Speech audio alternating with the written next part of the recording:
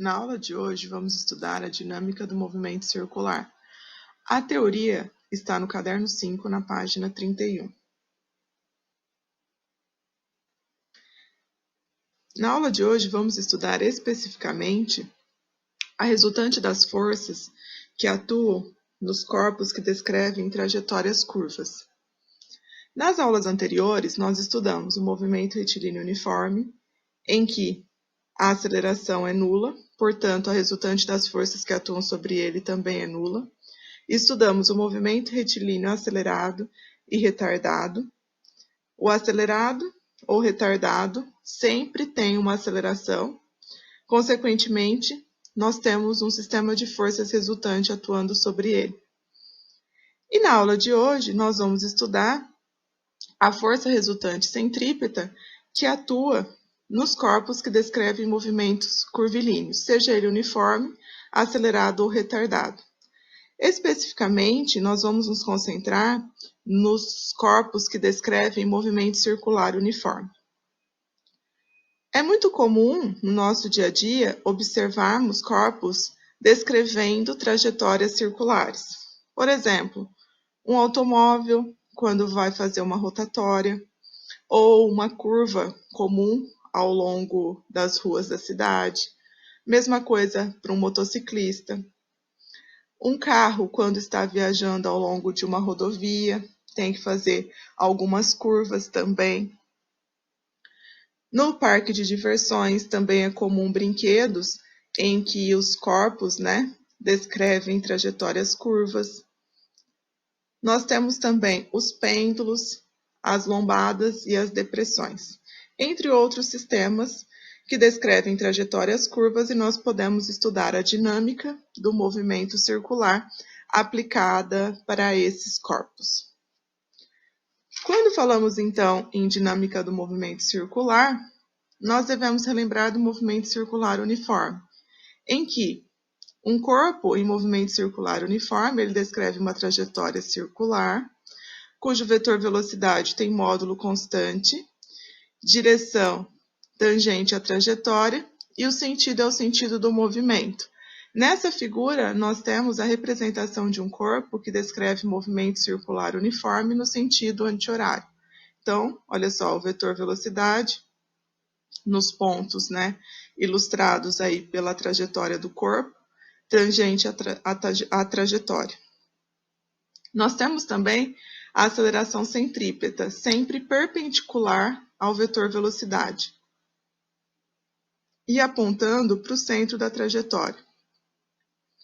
Quando estudamos, então, a dinâmica do movimento circular, ou seja, a dinâmica do movimento descrito por um corpo em trajetória curvilínea, nós temos o quê? Uma força resultante centrípeta, que tem a mesma direção e o mesmo sentido da aceleração centrípeta, ou seja, sempre apontando para o centro da trajetória.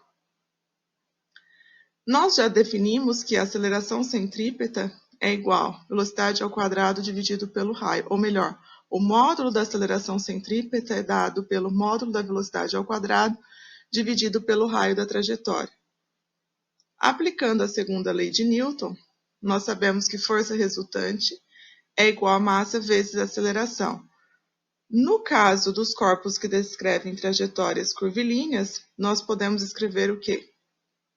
Que a força resultante centrípeta é igual a massa vezes a aceleração centrípeta. Substituindo a aceleração centrípeta por v² sobre r nessa segunda equação, nós temos que a força resultante centrípeta é igual a massa vezes velocidade ao quadrado dividido pelo raio.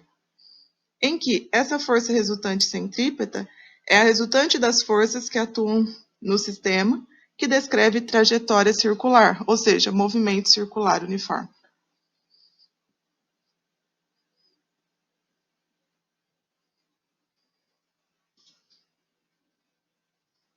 Nós vamos estudar os movimentos circulares tanto no plano horizontal quanto no plano vertical. No plano horizontal, nós vamos estudar o pêndulo cônico, o carro em curva em pista sem inclinação, o carro em curva em pista sobrelevada e o avião efetuando uma curva. Vamos começar analisando as forças que estão atuando no pêndulo cônico.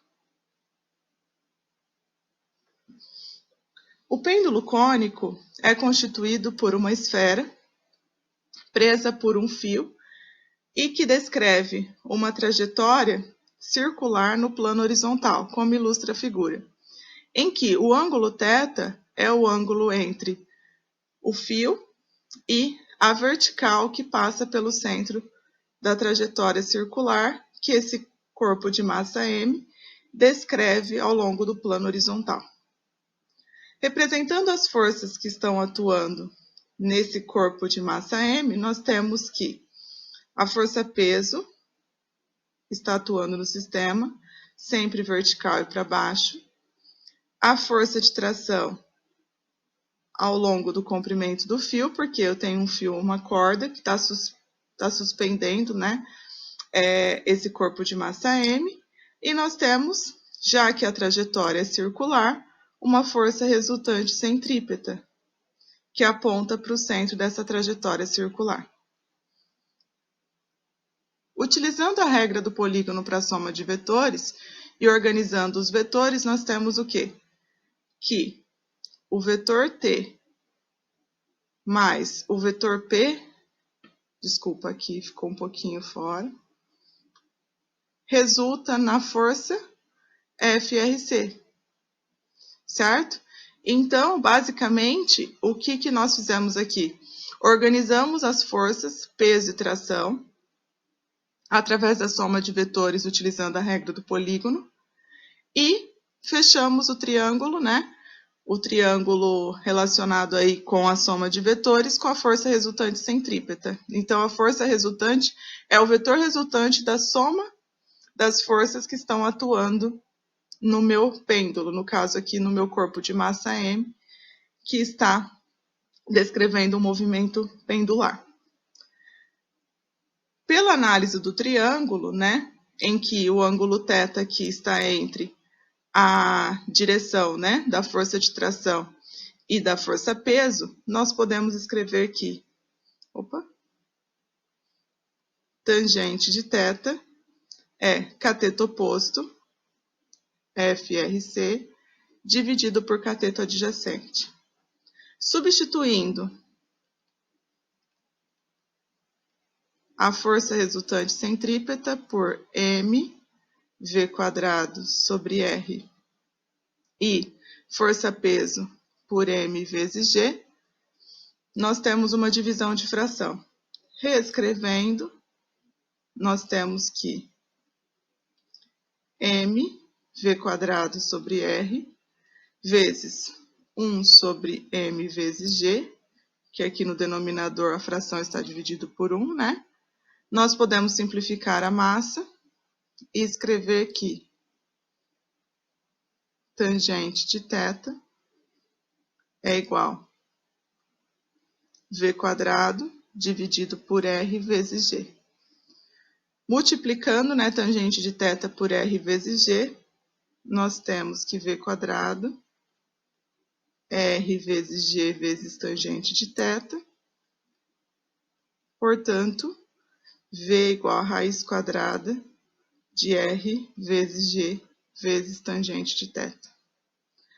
Assim, através da soma de vetores pela regra do polígono, dos vetores força, né, que estão atuando no meu corpo de massa m, nós temos que a velocidade do pêndulo, né, desse corpo descrevendo o movimento pendular é dado por raiz quadrada de r vezes g vezes tangente de θ, em que r é o raio da trajetória, g é a aceleração da gravidade, e tangente de θ é a tangente do ângulo formado entre a direção do comprimento do fio, né, e a vertical que passa pelo centro da trajetória nesse circular, nesse plano horizontal.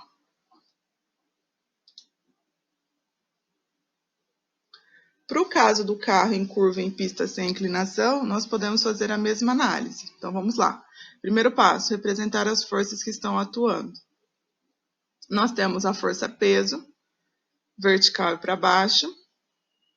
Esse carro está apoiado, né, sobre a pista.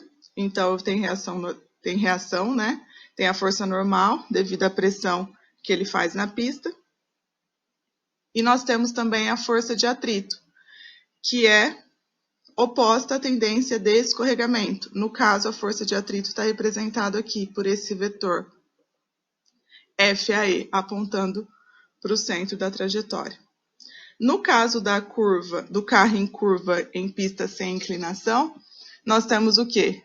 Que a força-peso equilibra com a força normal e a força resultante centrípeta é a força de atrito estático. No caso aqui, a força de atrito estático, porque o carro não desliza, né? Substituindo as definições de força resultante centrípeta e força de atrito estático, nós temos que m v quadrado sobre r é igual μ estático vezes a normal. Como a normal equilibra com a peso, né? Nós temos que a normal tem o mesmo módulo da força-peso. Substituindo N por M vezes G, nós podemos simplificar a massa do carro, né? E escrever a velocidade com que o corpo deve descrever, né? No caso, o carro deve descrever essa curva. Então, V quadrado é igual a R vezes μ estático vezes G.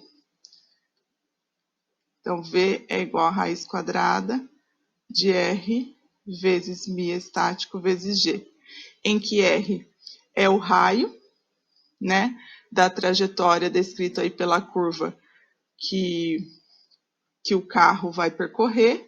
μ estático é o coeficiente de atrito estático entre as rodas, né, dos pneus do carro e o asfalto, e G é a aceleração da gravidade. Observa que nós analisamos a força resultante centrípeta, né, na condição de que o carro está na iminência de não escorregar para fora da curva. Então, para o carro não escorregar, eu tenho que ter que a força de atrito estático tem que ser igual à força resultante centrípeta. Assim, essa velocidade é a velocidade máxima do carro, certo? Velocidade máxima que o carro pode descrever essa curva, né? Percorrer, ou melhor, percorrer essa curva. No caso do carro em curva em pista sobrelevada, que é, por exemplo, o caso que a gente tem um carro de corrida, o que nós temos? Que a curva tem um ângulo de inclinação em relação ao plano horizontal, um ângulo θ. Então, novamente, representando as forças que estão atuando nesse carro, nós temos força-peso vertical para baixo, força normal perpendicular à superfície e a força resultante centrípeta apontando para o centro da trajetória.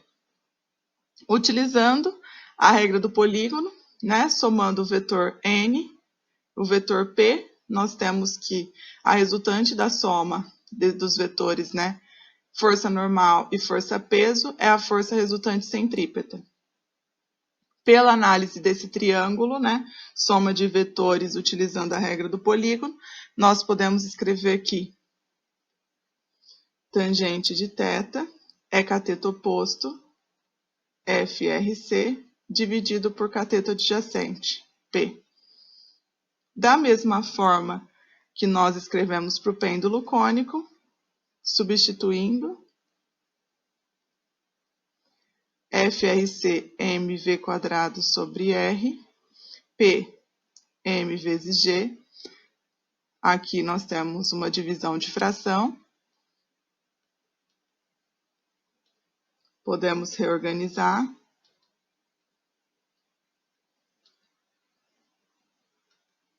Simplificando a massa. Tangente de θ é igual a V quadrado dividido por R vezes G. podemos escrever que v² r vezes g vezes tangente de θ, portanto, v raiz quadrada de r vezes g vezes tangente de θ. R é o raio da trajetória, né? Trajetória curva descrita por esse carro, né? G é a aceleração da gravidade e θ é o ângulo de inclinação da curva. Assim, nós determinamos a velocidade, ou melhor, o módulo da velocidade com que o carro pode efetuar a curva sem risco de derrapar, certo? Observa que essa expressão é a mesma que nós obtemos para o pêndulo cônico, que é a velocidade do movimento pendular descrito pelo corpo de massa m, suspenso pelo fio no pêndulo cônico.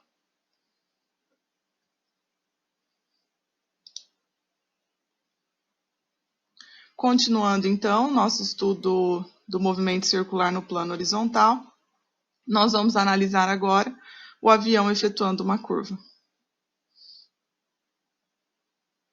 Da mesma forma que nós analisamos o pêndulo cônico, o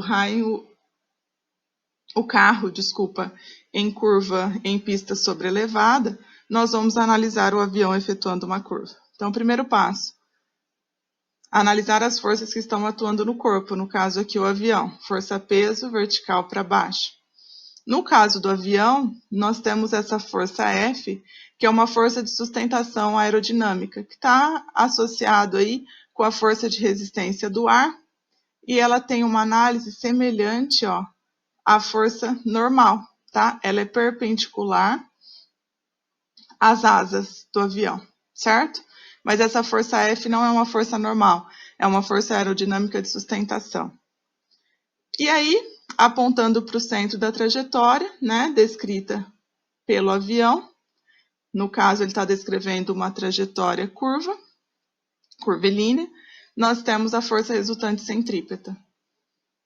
Utilizando a regra do polígono para a soma de vetores, ó, força F de sustentação mais a força peso resulta na força resultante centrípeta, em que θ é o ângulo de inclinação das asas do avião.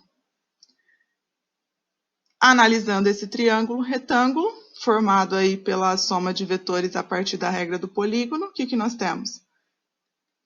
Tangente de θ, cateto oposto, por cateto adjacente.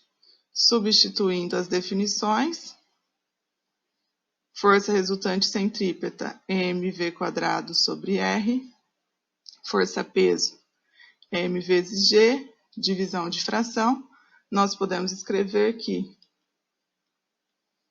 tangente de θ é o quê? mv² sobre r, vezes 1 sobre mg, simplificando a massa, nós temos que tangente de θ é igual v² sobre r vezes g. Multiplicando, né, igualdade de frações, nós podemos escrever que v² rg tangente de θ, portanto, v, que é o módulo da velocidade com que o avião efetua a curva, né? É raiz quadrada de r vezes g vezes tangente de θ. Novamente, nós realizamos a mesma análise, né? Estudo das forças que estão atuando no corpo. Organizamos as forças utilizando a regra do polígono para a soma de vetores. Depois fizemos a análise do triângulo retângulo, formado pelas forças, né, que estão atuando no corpo, e determinamos a velocidade com que o avião efetua a curva. Observa aqui a mesma expressão para o pêndulo cônico e para o carro em curva em pista sobrelevada.